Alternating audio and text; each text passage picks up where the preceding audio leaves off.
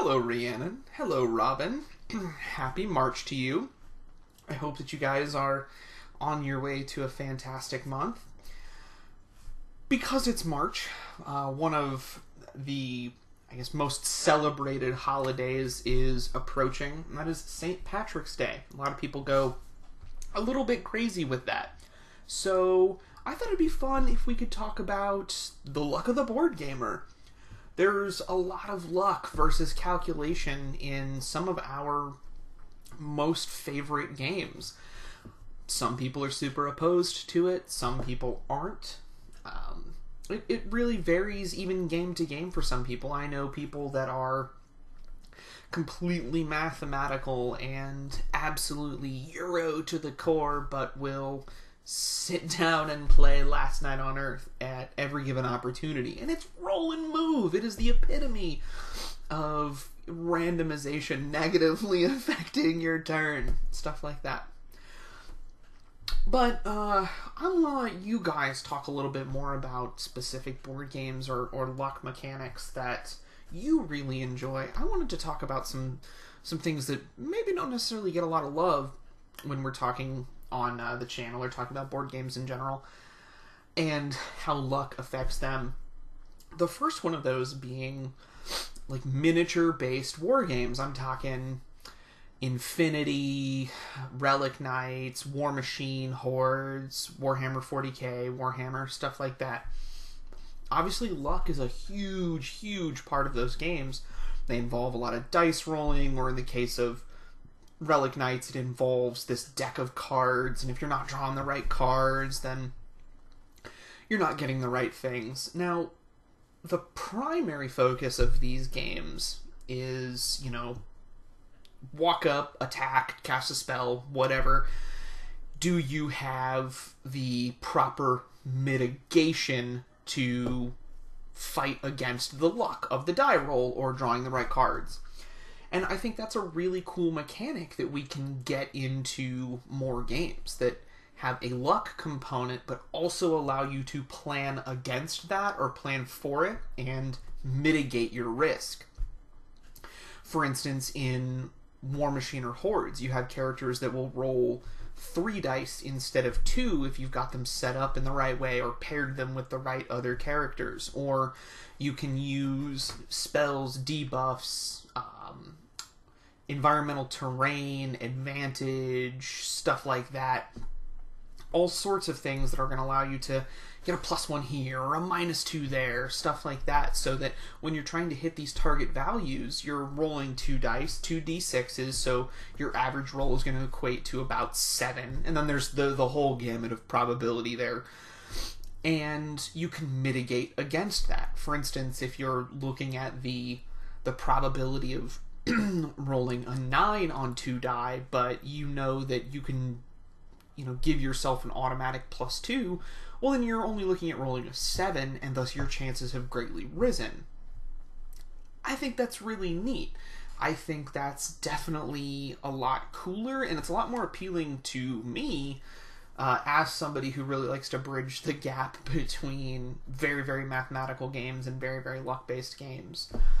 So I think that might be why I'm drawn to something like War Machine or Hordes versus something like Warhammer 40k, which most of your mitigation just involves rolling more dice versus situational modifiers to increase your probability or decrease your opponent's.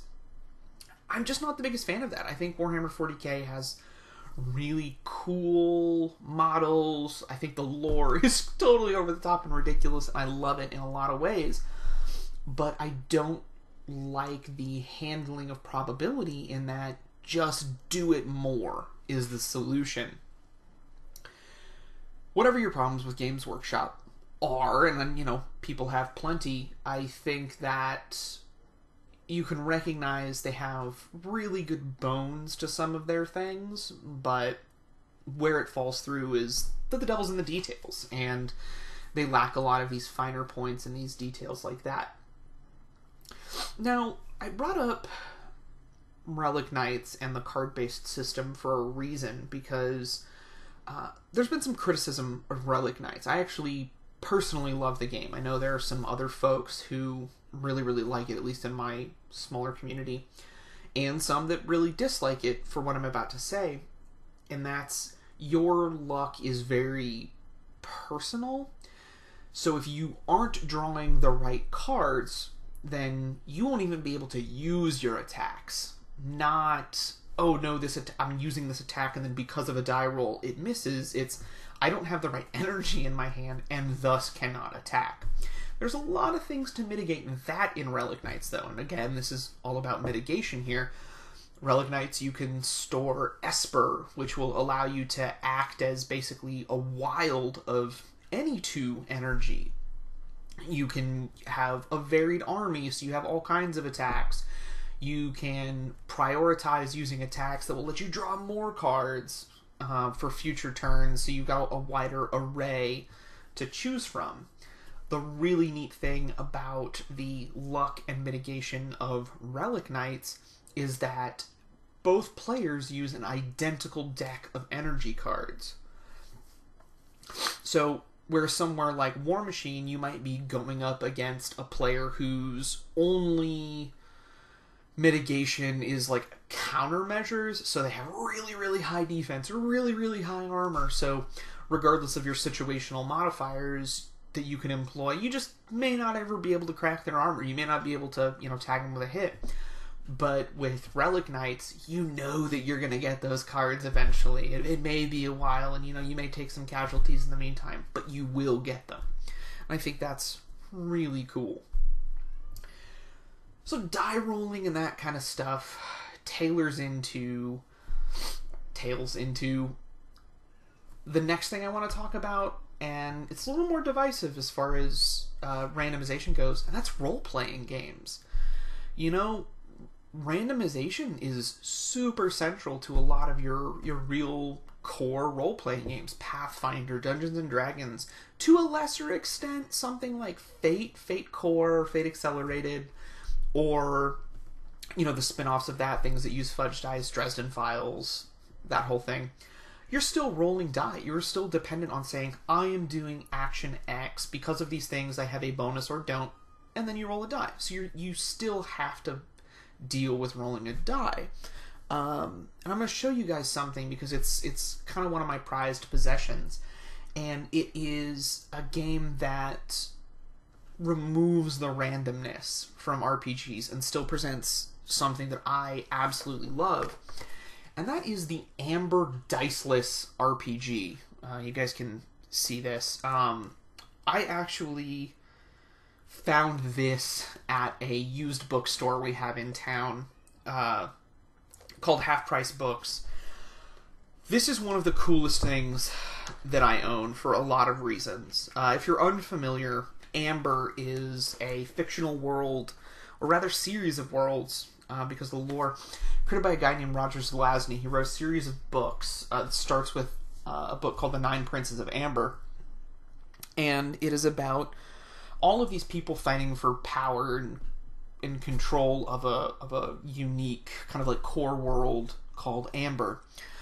And what this game does is it removes your randomization in favor of a hierarchy, like a tiered system. So at character creation, everybody has X amount of points to spend, and you go stat by stat. You say, okay, we're bidding for strength now. Everybody bids an amount, and you pay those points. And then based on who has paid the most, you have a system of who will always be number one in strength, then who only loses to that person, who's number 2, 3, 4, and you do that for all the stats.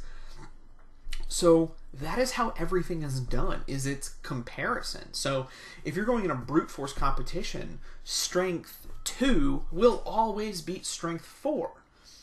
But if you're factoring all these other things, like maybe the person who's strength 4 is intelligence number 1. They're always going to win an intelligence battle. So it comes down to this really fantastic storytelling and stuff that doesn't rely on randomization. So what do you guys think of that?